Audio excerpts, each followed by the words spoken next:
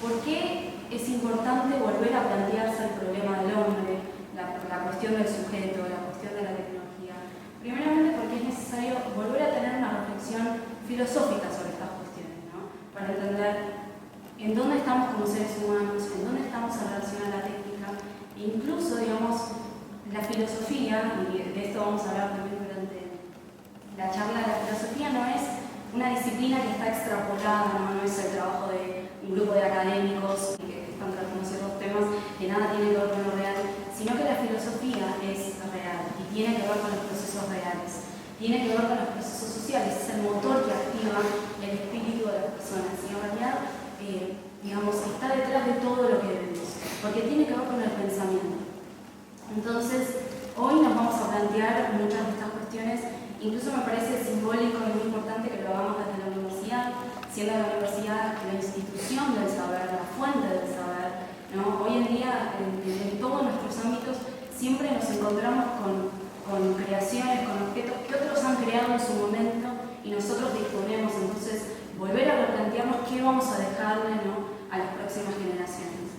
Y también, digamos, vivimos en una sociedad que habla mucho más de derechos que de obligaciones, ¿no? Pero nosotros desde la universidad tenemos una obligación fundamental, que es la de dar conocimiento y la de recibir conocimiento. Que como diría Robespierre, la libertad es solo posible con la ilustración de los hombres. Así que ahora, bueno, a modo de introducción, podemos decir que la modernidad, que es el periodo anterior a la posmodernidad, y por ahí vamos a ver en detalle, pero es la época de construcción del sujeto, ¿sí? De construcción del sujeto como fundamento de todo lo real y del sentido. Obviamente es una idea donde se van a crear, una época, donde se van a crear las grandes narrativas que ordenan nuestras sociedades, y también es una época de racionalización histórica, así como diría Weber. La posmodernidad es una época ya de deconstrucción del sujeto. Foucault, por ejemplo, va a plantear la muerte del sujeto, y van a empezar los primeros, digamos, las primeras fases ya de un estado no antropocéntrico. Claramente se van a deconstruir todas las ideas, las grandes ideas de la modernidad, y va a empezar un proceso de fragmentación histórica. Ya no hay una concepción de la historia como totalidad. Todo esto lo vamos a ver ahora más en detalle, esto es como para tener una idea. Y cuando estas ideas postmodernas se combinan con los avances tecnológicos, con una mirada más técnica, va a surgir ya el paradigma del posthumanismo, ¿sí?, que es la disolución total del sujeto, ya en la cristalización del antropocentrismo. No hay una diferencia, digamos, ya no hay un sujeto como fundamento, no hay una diferencia entre el sujeto y las otras especies. Claramente se pierde el sentido, se pierde la historia, porque bueno, si no tenemos sujetos, si no tenemos una idea clara de hombre, no tenemos ni historia, ni sentido, ni otras cosas. Entonces, es clave hablar siempre de modernidad, no vamos a hacerlo de manera muy detallada, pero es imprescindible saber de dónde venimos, de qué paradigma venimos, para ver todos los cambios que se llevaron a cabo y lo que nos lleva hoy a estar en este gran paradigma de la posmodernidad. Si pudiéramos resumir y catalogar a la modernidad en un solo término, sería antropocentrismo, establecimiento del hombre como fundamento de todo lo real. Digamos, se genera un pasaje, ¿no?, del teocentrismo medieval, pasamos al antropocentrismo moderno. Claramente esto no es algo que ocurre del día para el otro. Se generan toda una serie de eventos, toda una serie de acontecimientos que van a marcar este cambio en el paradigma de pensamiento hacia el hombre y hacia el mundo. Muchos sabrán, la reforma protestante, por ejemplo, ¿no?, la reforma luterana. Ya no hay un acceso a Dios a través de la iglesia, ya es el individuo el que va a tener el acceso directo a Dios. Tenemos el Renacimiento, el humanismo, recordarán el arte renacentista, ¿no?, los cuerpos y las figuras que esbozaban Rafael, Miguel Ángel. Aunque los temas son todavía teológicos, ya hay un acercamiento totalmente antropocéntrico, ¿no?, a esos cuerpos, totalmente centrado en el hombre, totalmente anatómico, ¿no?, y eso ya nos está marcando un cambio. Después, la revolución de la imprenta, de Gutenberg. Gracias a esta invención, todas las ideas revolucionarias de los hombres van a poder empezar a circular de una forma mucho más acelerada y mucho más fácil en toda Europa. Entonces, esto va a fomentar lo que va a ser después la ilustración. Tenemos después la revolución económica, el advenimiento del capitalismo, que ya tiene una mirada mucho más individual del sujeto, y obviamente la revolución científica, ¿no?, con Kepler, con Galileo, que van a marcar un nuevo entendimiento del mundo. digamos, toda una serie de acontecimientos que empiezan a ocurrir, que empiezan a cambiar totalmente el paradigma. Y entonces, pensemos que es una época clave, que hasta entonces estaba regida por la idea divina, por las Sagradas Escrituras. Había un mundo a imagen de Dios y había un plan que Dios había preparado para el hombre. Entonces, el hombre, digamos, no se tomaba el tiempo para poder tener una praxis sobre lo real. Pero cuando el hombre toma en sus manos la historia, ¿no? Empieza a tomar un papel central en lo que es la historia se acelera también, porque ella es el hombre el que decide cómo va a cambiar lo real. Digamos, si uno toma, por ejemplo, la Edad Media, 1000 años, ¿no? ¿Qué sucedió en 1000 años? Muy poco, porque había un plan de Dios. El hombre no cambiaba lo real. Pero en el momento en el que el hombre toma en sus manos esas riendas de lo real, la historia se acelera. Por ejemplo, en 1637 René Descartes escribe el discurso del método. Ahora lo vamos a ver en detalle. Pero ahí es donde él establece esta idea de la subjetividad.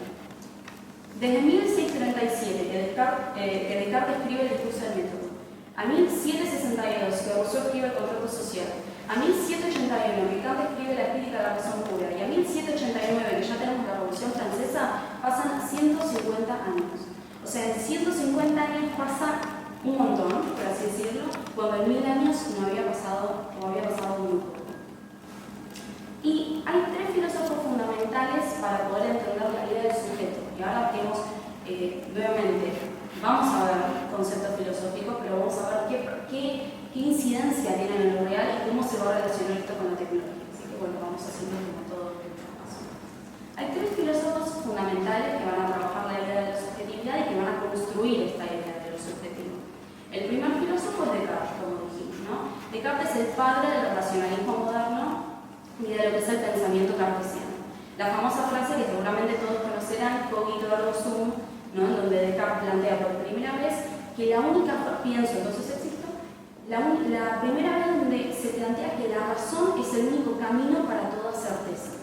Y con esto, en realidad, que parece a lo mejor muy sencillo, pero es por primera vez el establecimiento de la idea y de la concepción del sujeto. La palabra sujeto viene del latín subiectum, que significa sub, o sea, lo que está por debajo, y ectum es lo eyectado. Entonces el sujeto es el fundamento, es lo que está por debajo de todo lo existente. Incluso Descartes, cuando plantea esta cuestión de si Dios existe o no, lo hace de la propia subjetividad. Plantea esta idea de, bueno, si yo tengo en mí la idea de la perfección y yo soy un ser imperfecto, entonces debe existir un ser perfecto que haya puesto esa idea en mí. Ergo, Dios existe. Entonces, incluso la idea de Dios ya se está planteando desde la subjetividad. Siempre recordemos esto, es el sujeto el que está imponiendo, digamos, una praxis sobre lo real y el sentido de lo real. El segundo filósofo de la subjetividad es Kant. Y con Kant ya estamos en la época de la Ilustración, digamos, ya hay un desarrollo de la burguesía, digamos, ya hay una praxis de la burguesía sobre lo real, y Kant va a hacer lo que él denomina el giro copernicano, es decir, solo hay objetos, solo hay una realidad que tiene un sentido porque hay un sujeto que impone sus categorías mentales a priori sobre lo real. Es decir, el sujeto es el que construye lo real y a medida que lo construye, lo conoce. Digamos, esto es algo totalmente revolucionario para la época, porque los filósofos siempre habían tenido este conflicto de, bueno, ¿qué es lo real?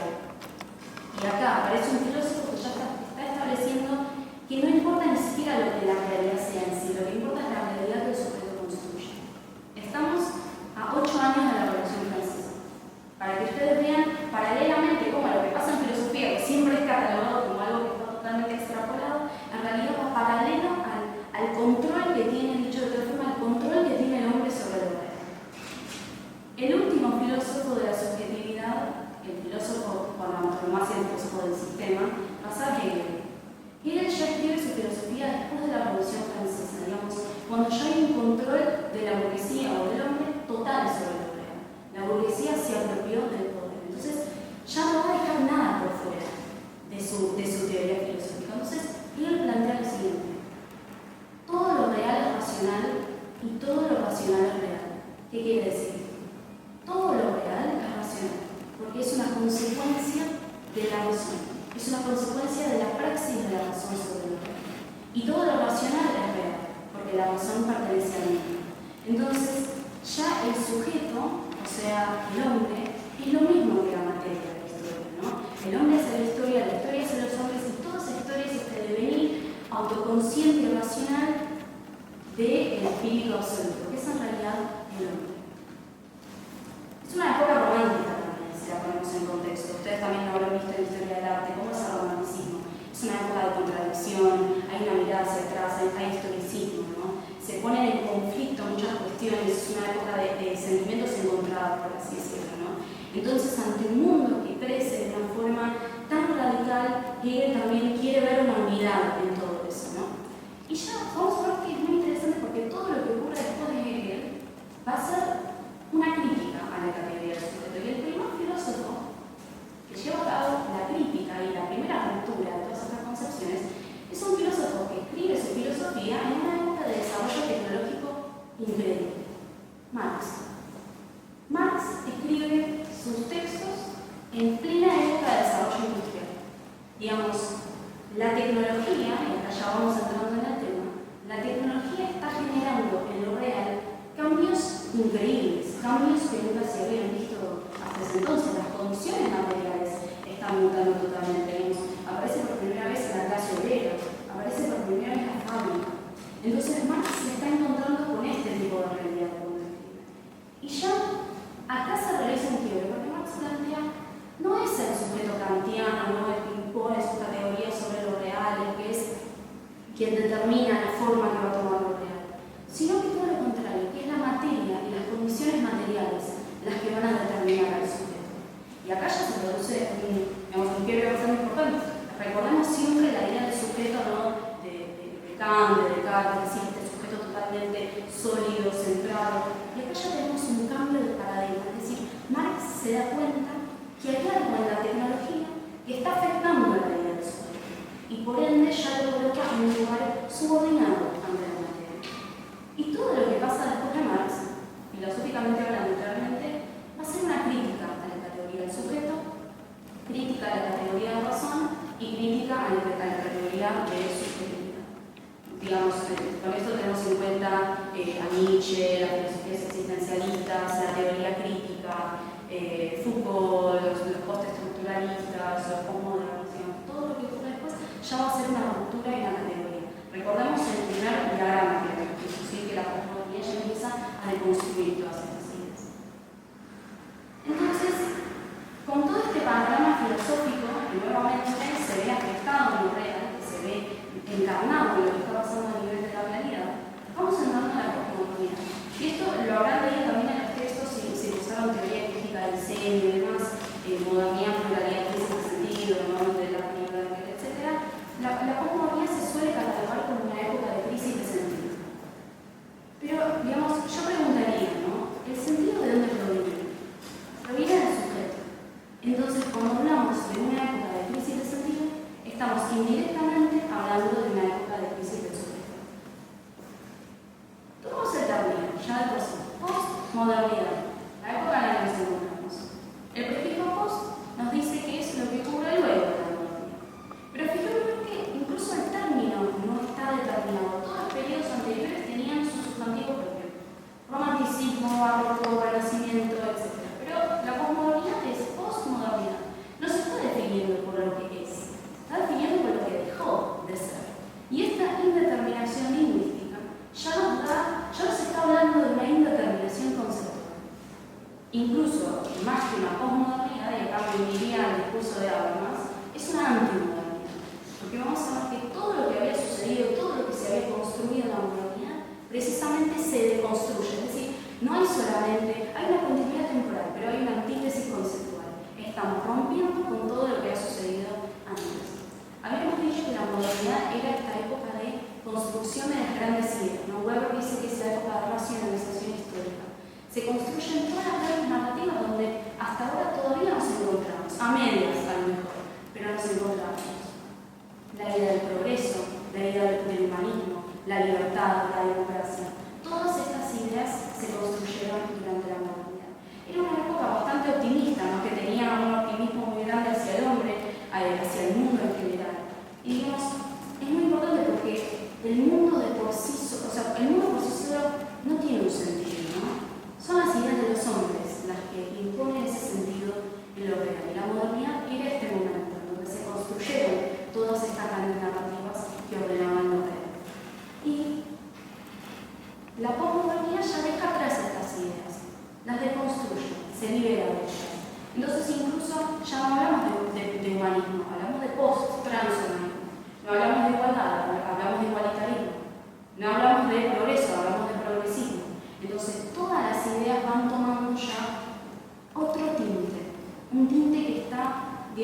alejado de la idea original. Habermas explica todo este proceso muy bien en su libro El discurso filosófico de la modernidad. Incluso el cuenta, no hay una modernidad social, todos estos procesos empiezan a suceder independientemente de la modernidad cultural original. Entonces, digamos, ya empiezan a suceder autarquicamente de acuerdo a las leyes del Estado, de la tecnología, etc. Incluso todo lo post tiene siempre algo de trans, ¿no? La posmodernidad es trans también, es como una transición. Es una transición de una época que ya termina y a lo mejor otra época que viene más adelante, a lo mejor es el posthumanismo, a lo mejor es la desaparición, pero es una época de transición y como toda época de transición resulta incluso bastante insoportable muchas veces, porque es imposible poder definir lo que está sucediendo. Tampoco es casualidad que sea la época de lo transhumano, lo transpolítico, lo transestético, lo transgénero, lo transsexual. Todo se vuelve trans, porque como ninguna categoría responde a su idea original, todo empieza a proliferar más allá, digamos, de su límite original. También la posmodernidad, digamos, no es casualidad que sea la época también tecnológica, ¿no?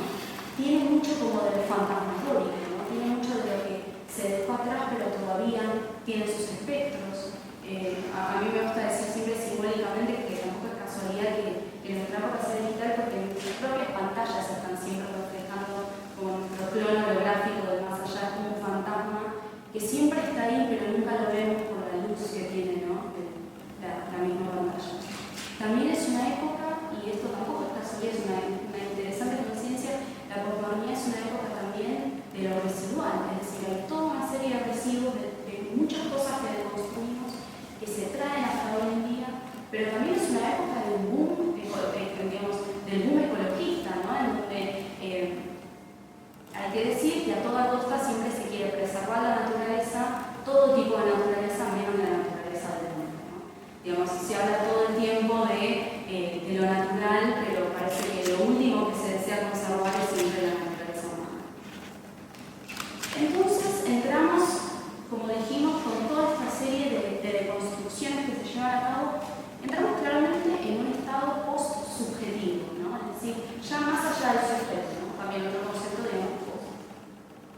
Ahora vamos a ver cómo la tecnología empieza a incidir a nivel social, a nivel individual y a nivel de individuo.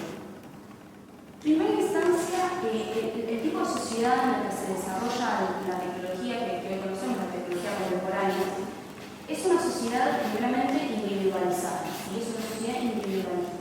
No nos vamos a meter de lleno en esto porque es un tema, digamos, sociológico muy profundo y obviamente no tenemos mucho tiempo, pero es importante saber que ya entramos en una sociedad tecnológica y una sociedad que va a estar atomizada. Al final de La democracia de América, que es un libro de Alexis de Tocqueville preveía que iba a haber un nuevo despotismo a partir de la aparición de la democracia. Interesante, ¿por qué? Porque los individuos iban a empezar a eyectar todo lo privado en lo público. Entonces lo público iba a estar totalmente saturado por las cuestiones personales. Y esto le iba a dar a los individuos ya un cierto tipo de exposición. Claramente, Tocqueville lo hubiera imaginado que, digamos, siglos más tarde aparecería Internet, aparecerían las redes. Entonces, cuando esta situación de eyección hacia afuera, ¿no? Esta falta de privacidad, esta exposición, además se combina con la tecnología, con las redes y con Internet, vamos a empezar a tener un estado de exposición que es muy nuevo, muy novedoso. Entonces, para controlar un territorio hay que conocerlo, ¿no? Y para conocerlo hay que dividirlo, así dice nuestra autor. No es casualidad que estemos en la sociedad de lo macro, lo mini, lo nano y todo lo ínfimo, ¿no? Ya Foucault, cuando hablaba de la microfísica, hablaba de un poder que se estaba llevando todo de las partículas más pequeñas, es decir, el control y la disciplina, como lo llamaba él, iba a estar a nivel de las más pequeñas células. Y él tomaba, en el libro Vigilar y Castigar, que algunos lo conocen, toma la metáfora del panóptico de Bentham, ¿no? El panóptico, originariamente estructura carcelaria, que además se ha tomado como metáfora para describir nuestras sociedades,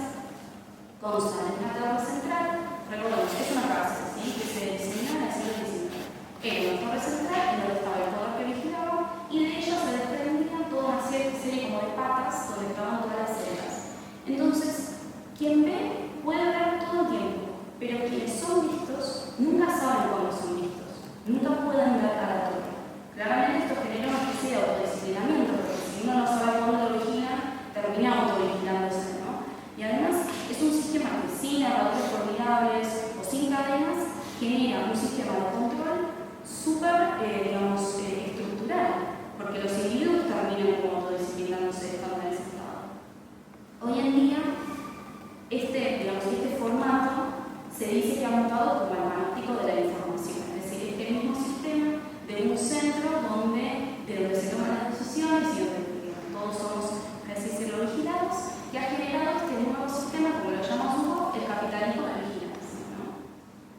¿Por qué? Porque, digamos, Ford revolucionó la producción, Google revoluciona la extracción.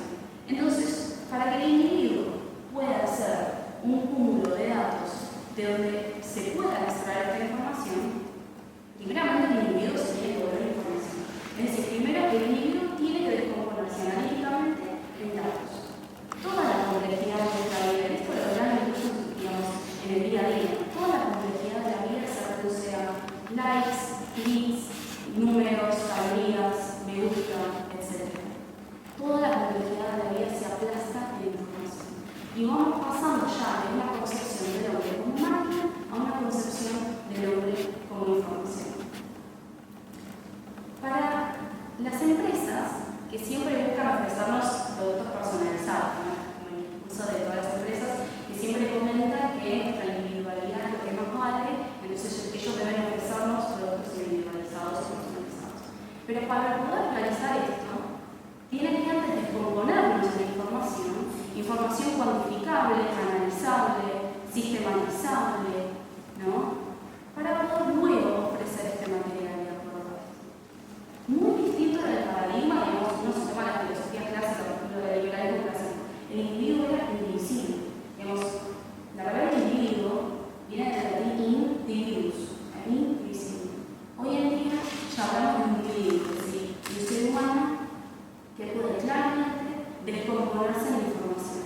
Y esto origina, ¿no?, toda esta fantasmagoría como del Big Data y del dataísmo, que claramente van a plantear la posibilidad, casi el imperativo de descomposición del hombre en la información. Así también aparecen fenómenos como a lo mejor lo han escuchado, quantified self, el ser cuantificado, es un movimiento que en realidad, si no me equivoco, aparece en los 90, y es gente que cree en el autoconocimiento a través de números. Ellos son sus calorías, su peso, sus pulsaciones, todo lo que se puede informatizar, ellos, digamos, son esa información. La información empieza a ser incluso ontológica, ¿no? Toma una faceta ontológica, porque ya es parte de la identidad del individuo. Y toda la lógica del Big Data y del dataísmo en el que estamos inmersos, claramente funciona porque plantea que esos datos son equivalentes al ser humano. Que hay una equivalencia, hay un intercambio entre el hombre y esa información. Un intercambio que debería ser imposible, porque el hombre es mucho más complejo que esos datos. Los datos son solamente parte de la realidad, pero no son la totalidad. Y la totalidad de nuestra vida, la complejidad de nuestra vida, nunca podría ser aplastada en solamente información. Y ahora, ¿cómo es este mundo en el que habita este hombre, ¿no?, totalmente fusionado, casi, podemos hablar más detalles, pero totalmente ya conectado a la técnica, ¿no? Claramente, hoy vivimos en un mundo que es muy virtual. Es como que se trazó una copia cifrada, ¿no?, sobre lo real, y todo fragmento de lo real tiene su versión virtual. Y claramente se aplasta, nuevamente como pasaba con el hombre, se aplasta esta complejidad de lo real, que no debería poder volverse código. Pero vemos que, por ejemplo, la inmortalidad pasa al código genético, el pensamiento pasa al código algorítmico, lo real pasa al código digital. Entonces, todo elemento de la complejidad de la vida tiene su equivalente en el código. Y también esto, digamos, hay un dilema con todo esto, ¿no?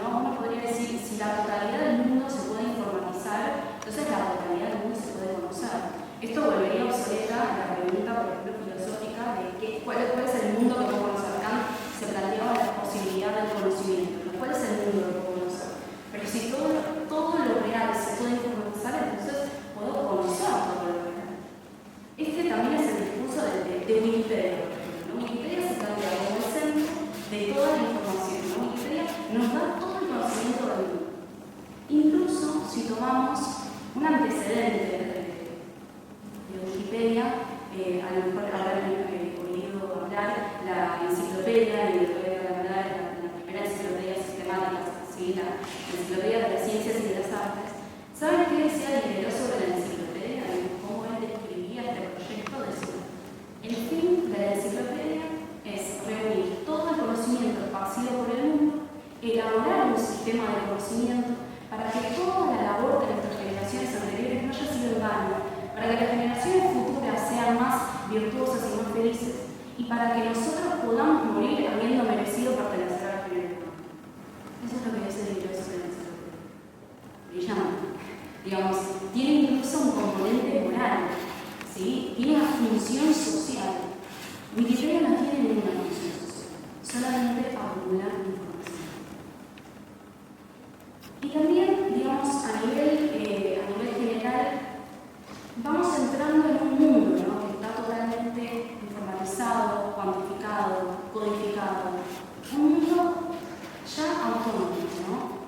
Tan autónomo que no necesitará de nosotros.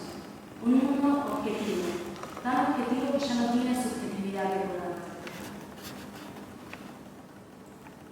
Y, digamos, cuando toda esta mirada ya posmoderna, como hablamos de todas las filosofías de la construcción, además se combina con la técnica, ¿no?, como hemos dicho, aparece esta nueva mirada sobre el hombre, ¿no?, posthumanismo. Como sabrán, hay una sutil diferencia entre el trans y el posthumanismo. El transhumanismo tiene que ver con intervenciones físicas, es decir, la implementación de la tecnología para digamos, este nuevo hombre tecnológico.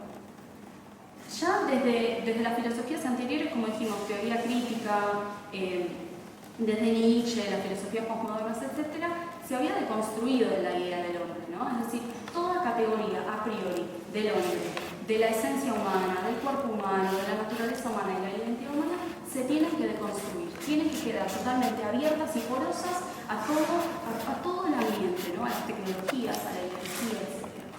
Entonces, ya esto va a predisponer al ensamblaje de lo humano y de lo no humano. Veamos incluso que esto, digamos, no es abstracto y siempre, como decimos, la filosofía va paralela a lo que pasa en la realidad. Por ejemplo, la década de los 50 y de los 60 es una época que tuvo un auge, ¿no?, de cibernética. La máquina de Turing, ¿no?, todas estas cuestiones que eran bastante nuevas para la época. Y en esta época, esta época coincide precisamente con todas estas filosofías que vienen a plantear ideas posthumanas desde la filosofía también. Por ejemplo, hay un concepto, a lo mejor lo conocen, de Deleuze y Guattari, que son dos filósofos franceses, que plantean la idea de un cuerpo sin órganos. El cuerpo sin órganos, que claramente es un concepto, digamos, metafísico, plantea la idea de, digamos, es un cuerpo que rechaza ese orden innato y estructural que tiene el cuerpo. Ellos dicen el órgano es aquello que le da un orden y una estructura al cuerpo. Entonces debemos rechazarlo metafísicamente. Y proponemos un cuerpo abierto, sin jerarquía, sin estructura. Un cuerpo totalmente poroso, permeable, que va a estar abierto a todos los elementos de su entorno. Claramente filosofías que van, digamos, totalmente de la mano con las cuestiones tecnológicas. ¿Por qué? Y si uno recuerda, ¿no?, el humanismo original, el humanismo de las luces, se basaba en el hombre, en su virtud, en su voluntad, en su yo natural, se basaba en su razón, se basaba en la razón del hombre como elemento que permite que el hombre sea un agente ético y moral. Pero el post y el transhumanismo no se basan en ninguno de estos elementos, todo lo contrario, se basan en tecnologías, en formas no humanas, en elementos tecnocientíficos para poder redefinir la figura de hombre como la conocíamos hasta entonces, ¿no? Y claramente el cuerpo, antes vimos esta idea como el cuerpo sin órganos, ¿no?, cuerpos sin límites, cuerpos totalmente abiertos. Pero el cuerpo es un límite, el cuerpo es una forma, el cuerpo es esa línea que marca la forma singular con la que estamos en el mundo. El cuerpo es esa línea que marca la distinción absoluta entre el afuera y el adentro. El cuerpo es lo que marca la diferencia entre el yo y el otro. Entonces, cuando el cuerpo pierde su límite, pierde su forma. Empezamos a tener cuerpos totalmente abiertos, totalmente expuestos y cuerpos mutantes. Y ahora acá preparé algunas imágenes, por ejemplo. Miren qué diferencia, ¿no? La primera imagen es el famoso hombre de Vitruvio de Da Vinci. Un símbolo, digamos, de lo que es el humanismo, ¿no? Esa imagen nos está mostrando la arquitectura y la perfección que tiene el cuerpo humano. Ese círculo, ese cuadrado, no están reprimiendo al cuerpo humano, todo lo contrario, están mostrando esa matemática oculta, esa matemática universal que tiene la estructura del cuerpo. Pero cuando el cuerpo pierde su límite, pierde su forma, empezamos a encontrar formas totalmente mutantes. Estas últimas dos imágenes, la primera es, a lo mejor la conocen, Fecal Matter, es un dúo posthumano, y la tercera es Salvia, que es también un fenómeno mutante, digamos, posthumano, que trabaja con cuestiones de la moda y otros fenómenos. Vemos que ya como el cuerpo no tiene nada que lo define, pierde su límite, puede volverse cualquier cosa. Si el cuerpo no tiene una forma concreta, no tiene una idea a priori que lo ordene, puede volverse cualquier cosa y queda totalmente abierto a la tecnología, a los nanochips, a todos estos fenómenos mutantes, ¿no? Se vuelve el lugar de la ideología, de la ketosis, de la experimentación, del crossfit, del yoga, ¿no? Del arte conceptual, de la liposucción, del botox, de los tatuajes. El cuerpo ya no tiene una idea a priori, entonces puede volverse cualquier cosa. Y cuando el cuerpo pierde de alguna forma sus anticuerpos, ¿no? Se vuelve un anticuerpo. Juego de palabras. Y cuando el cuerpo pierde su objetividad, se vuelve un objeto. Y el posthumanismo, y esto es fundamental y es una idea que no está trabajada hasta entonces, pero es un problema de límites, porque borra los límites entre lo humano y lo no humano, entre el hombre y la técnica, entre el afuera y el adentro. Pero si el hombre no tiene un límite, es decir, si no hay nada que me limita y me establece como tal, ¿cuál es la diferencia entre yo y el afuera? Es decir, sin límites no hay diferencia entre el afuera y el adentro, sin límites no hay una diferencia entre el yo y el otro, sin límites desaparece el hombre. Y la tecnología, digamos, siempre, y sobre todo en las últimas décadas, siempre hace que nos replanteemos este problema de límites, ¿no? Digamos, tomémoslo así. Antes la tecnología era solamente observable, ¿no? El televisor. Lo observábamos, estaba a una cierta distancia y esa era la relación que teníamos con la tecnología. Luego aparecieron los devices o los gadgets portátiles, es decir, ya los tomamos, los llevamos con nosotros. Hoy en día ya estamos hablando de chips, ¿no? Que van dentro de la piel. Es decir, ¿cuál es el límite ya entre la tecnología y el hombre? ¿Cuál es el límite entre el afuera y el adentro? Y así, todas estas cuestiones nos llevan a la pérdida del sujeto, ¿no? Al sujeto como límite, como logro, como fundamento, como libertad, como voluntad.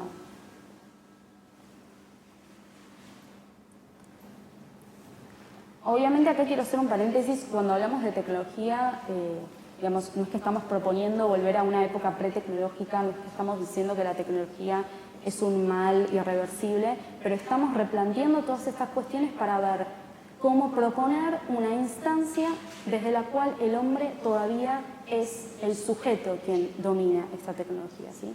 Todos utilizamos tecnología y ni mucho menos estamos, digamos, proponiendo volver a un estado arcaico. Claramente el avance tecnológico pone en jaque el concepto de subjetividad, ¿sí? Ya vimos, digamos, varias instancias donde esto sucede.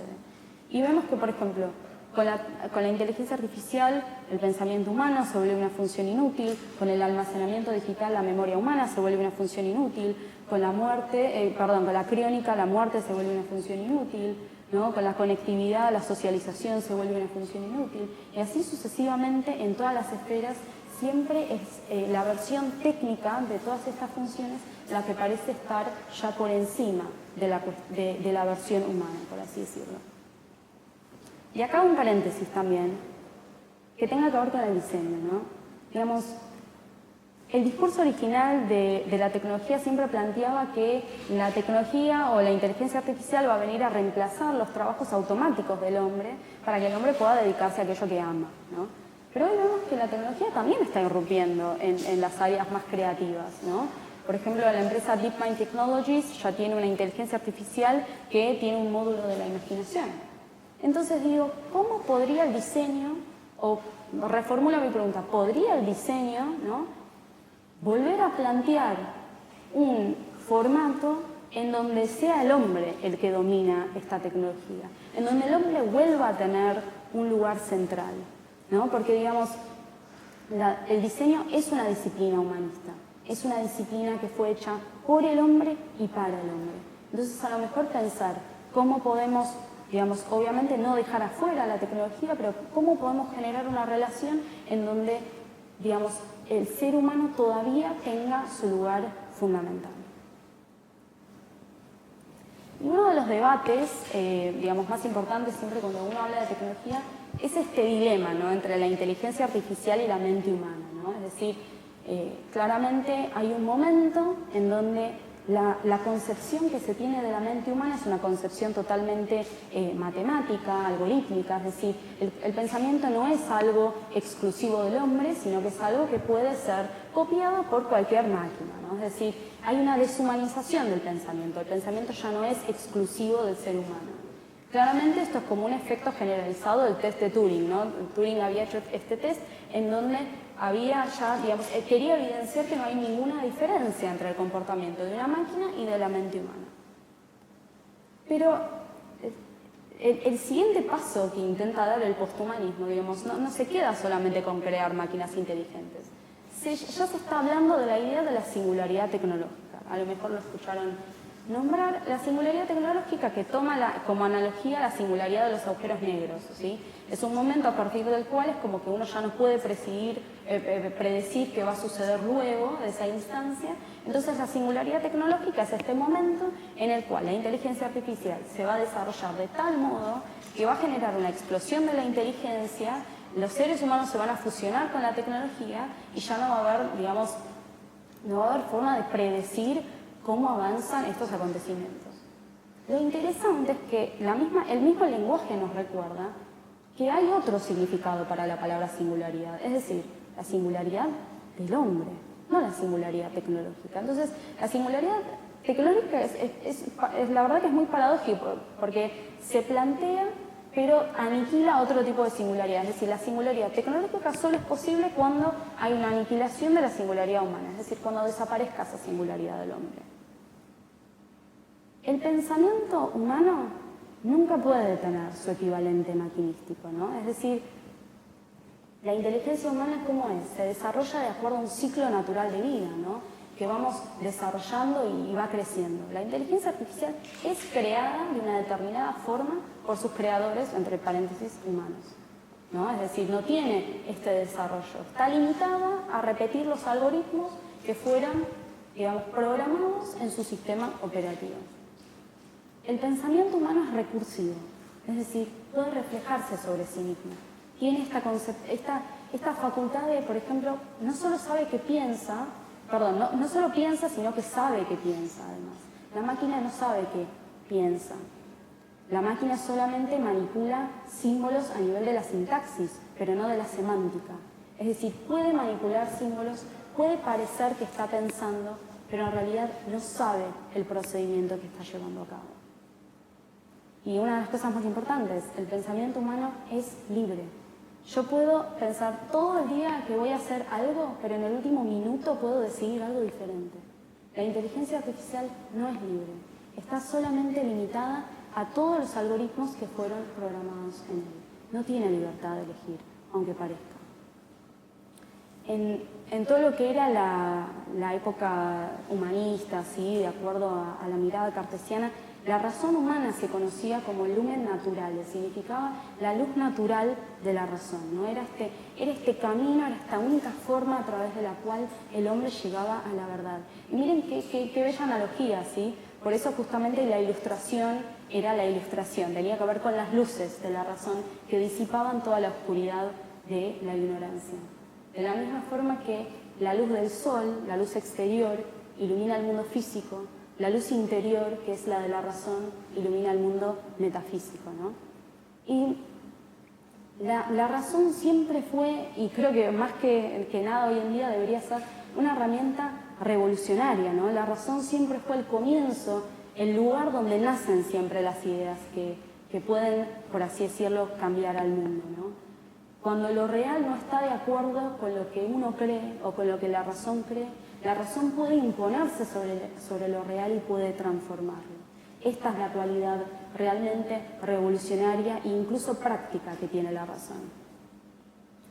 La razón es también dialéctica. La razón constantemente está generando formas nuevas, es creativa. Todo el tiempo tiene una praxis sobre lo real y genera algo nuevo. Como decía Mallarmé, el pensamiento lanza un golpe de dados. Es decir, tiene en sí una creatividad que le es inherente. Incluso, digamos, el movimiento dialéctico del que hablaba Hegel, el movimiento de la vida, tiene que ver con la razón y tiene que ver con el pensamiento. Los robots nunca podrían estar involucrados en la dialéctica, porque la dialéctica pertenece a lo vivo, pertenece al mundo cambiante del cual los hombres son precisamente el fundamento, ¿no? Y el pensamiento es singular, y esto es como la conclusión final, ¿no? El pensamiento es singular, y es en esa singularidad en que nos puede proteger, ¿no? Protegernos de estos grandes homogeneizadores, el posthumanismo, la singularidad tecnológica, la globalización. Entonces, como dijimos, el pensamiento es dialéctico, está constantemente generando formas nuevas.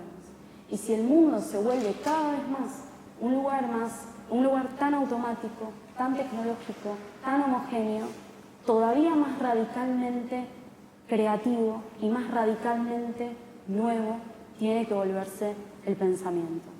Muchas gracias.